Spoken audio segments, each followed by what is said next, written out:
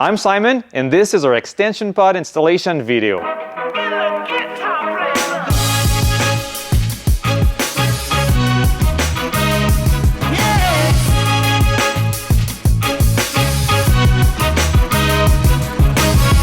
the years, we've installed hundreds of extension pods. There's many different ways to do the cutout. You can use a jigsaw, you can try with a grinder. In the past, we were using an air-powered sawzall. But now our favorite has become this sheet metal cutting tool. It is so easy and really quick. There's also adapters you can put onto a drill that would do a similar type of thing, but that's totally up to you. Now let's go over the tools that we have on the table here. You're gonna need a drill, and that's what we're gonna use to mark the round corners of the cutout. You're gonna need a hole saw. That's what we're gonna use to start cutting with our metal cutting scissors. You're gonna need a caulking gun like this one. If you're professional, you might want to consider like a fancier one like this electric caulking gun. Bottle of window cleaner just to keep the surface nice and clean. We're going to be sending you some primer sticks. So this is a rubber container. You press in the middle, cracks the glass container that's on the inside. The tip will become black, and you can use this as you would use a Sharpie to apply the primer. This is another type of primer stick. This is the applicator. You want to rub that on. It might, depending if we go with one supplier or another, this might change. There's also adhesive, like this one is a direct to metal, doesn't need a primer, so maybe you'll be getting one, but right now we've been using this for a long time, a product from Worth. It does require primer. If you're professional, this is a primer and the applicator. Maybe you want to use that because it makes it easier. Also, you're going to need shims to put under the pod to keep it level. I like to use these Arborite samples because it's easy to go from 1, 2, or 3 depending on how much you want to shim them. Also, I recommend you wear gloves. That black urethane is really messy, and if you get stuff dirty, brake clean or acetone is the right stuff to clean it. We also have some wood blocks. We're going to use them later. You're going to see what we use them for, and also we're going to use 4 ratchet straps. Before you start using any power tools, remember safety glasses, ear protection, and now let's move on to the installation. So now I'm putting some tape and paper, stop the metal dust from falling inside the wall, just to prevent rust. We're gonna do the cutout from the outside, but I wanna mark the location of these rounded corners, so I'm gonna use a small drill bit, drill a few holes in the 4 corners. That way from the outside I will know where my cutout is.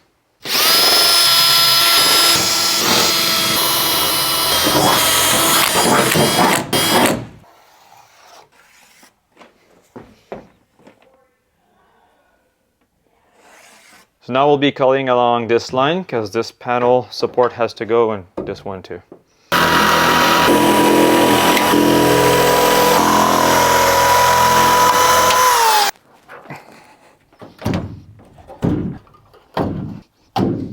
Now it is just a matter of connecting the dots. If you're a professional, you can choose to make yourself a template, so you wouldn't have to drill these holes in the corner. Apply the template from the outside and mark your cutting. But if you're only going to do this once, it is quicker to drill holes from the inside.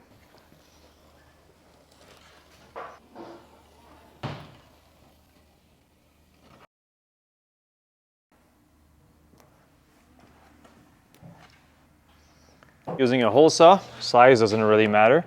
Just to make the first hole, or we're going to start cutting.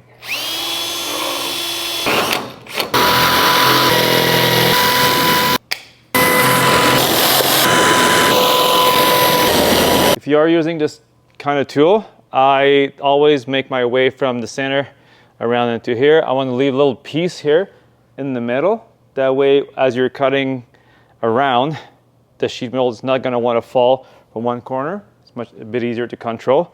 Now I'm just going to finish cutting this, and I'll go from the inside.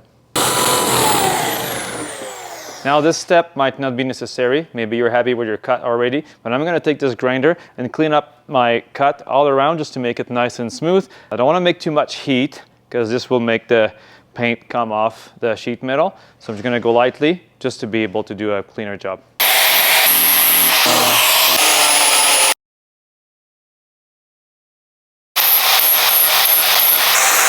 To make sure we have a clean surface, I'm going to be using window cleaner. Just before filming this video, we replaced this window here. This van already had a window at the back here that we're just swapping from an AM Auto half slider window.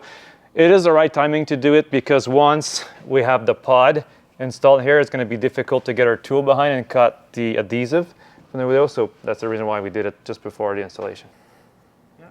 Good that you pay attention to all the small details of this installation. How much primer I'm putting, how far from the edge, how much caulking we're putting. And if you have any questions, you can always reach out to us. We'll be happy to help you.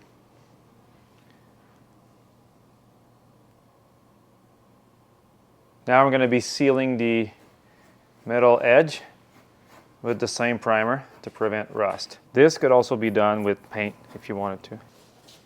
The way you're holding your caulking gun will make all the difference between a pod that could possibly leak and something that's going to be like a professional application. So let me show you. This tip, it's got a V-notch done into it already. If I'm holding my caulking gun like this, it's going to be difficult to put pressure and be consistent. So I have a little bit, I might even have a gap. Yep, there is a gap underneath the caulking bead. What you want to do is you want to hold this at 90 degrees with the pod, so you're able to press it down. And this is the kind of bead that we are looking for. Consistent. And you want to build height. We're going to compress that height, compress the adhesive, and this is what's going to give us an even seal all around the pod. On this color match pod, some paint from the body shop oversprayed underneath here. I want to make sure that my primer sticks to the fiberglass, not to the oversprayed paint. So I'm going to take a sandpaper and just sand that paint down to fiberglass, and then a way I can apply the primer on the fiberglass.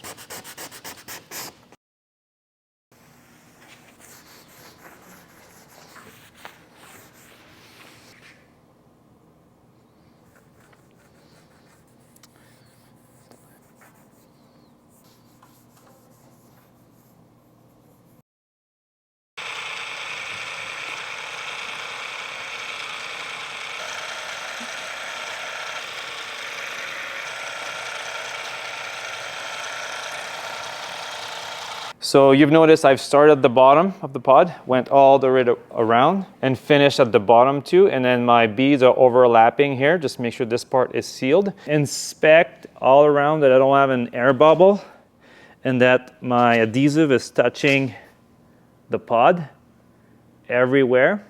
If I see that I'm missing a little bit, I might add some. Sometimes with a flat blade screwdriver, you're able to add some of that adhesive in a spot where it could be missing. This one is really good. When you're ready to install the pod on the van, you definitely want to have the help of a friend to do this.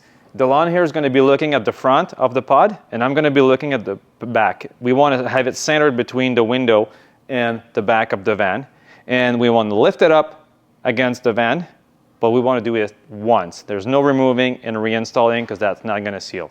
So lift up with me, move back a little bit. Okay, now let's go. We're gonna use some shims. Make sure we have an even gap all around the pod. Same thing at the front. I'm looking at the gap between the window and the pod, going at the back pod. Try to make it even. I can see that I need to push it forward. Block. Can you hold it, the wood blocks? Two of them, okay.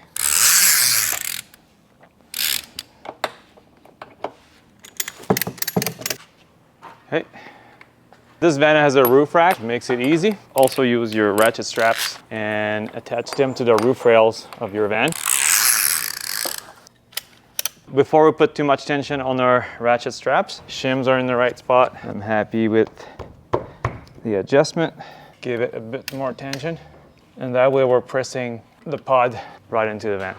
In this video, we're only covering a driver's side 144 regular depth, but the same technique, same tools, same everything applies to all wheelbases, and same thing with the passenger side. We're gonna leave this sit for about 8 hours. The adhesive that we give you is like a half-hour adhesive, but that's for a windshield. Now, a windshield is sitting on the vehicle nicely. If you be driving your vehicle, the wind will be pushing the windshield in to your vehicle. Now, these are heavier. That's different. They're sitting vertically, so we want to be rather be safe than sorry.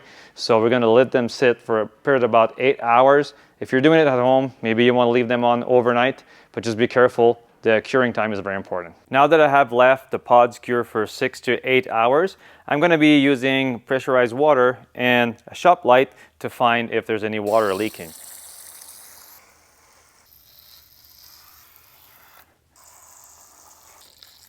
My shop light, I'm going to be looking all around the edge for something shiny. Could possibly be a raindrop. Hopefully there's none.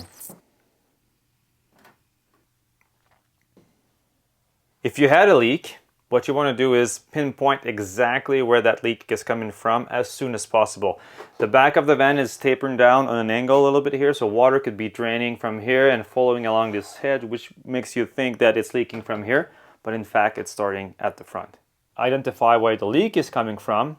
I suggest the first try, and that's the easiest thing to do, you go from the inside, put a generous amount of the same window adhesive, and then with gloves and your finger you can want to press that, squeeze some of that glue in the pinhole. Now that you've done this part, what you want to do is wait another 6 to 8 hours for that adhesive to cure properly, and then you want to do the same leak test and see if you found the leak. And that's it.